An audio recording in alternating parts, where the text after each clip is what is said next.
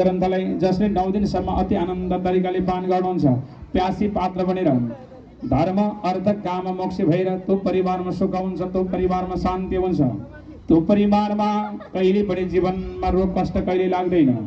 आज यसै कारणले गर्दा जसले देवी भागवत राम्रो तरिकाले पान गर्नुभयो भने यस लोकको पनि मुक्ति र परलोकको पनि मुक्ति भएर व्यासले जन्मेजय महाराजलाई बताउँदै गइरहेको अवस्थामा अब जन्मेजय महाराजलाई व्यासले के निवेदन गर्नु भएको छ त भन्दा जुनसुकै शास्त्रको पनि शुभारम्भ गर्नुभन्दा पहिला गणेश भगवानको स्थापना गर्नु मेरो भगवान। हेर्नुहोस् है त मर्नु भएर गए तापनि भोलि तपाईँ हामीहरू पनि यो संसार छोडेर जानु छ, कोही पनि अजम्मरी भएर बाँच्नु छैन। अब हामीले अब यो देवी भागवत श्रवण गर्नुभन्दा पहिला लौ त मेरो परमात्मा अनि व्यास पनि त्यहाँबाट टपक्क उठ्नुभयो। जन्मेजय महाराजले पनि गणेशको प्रार्थना गर्नु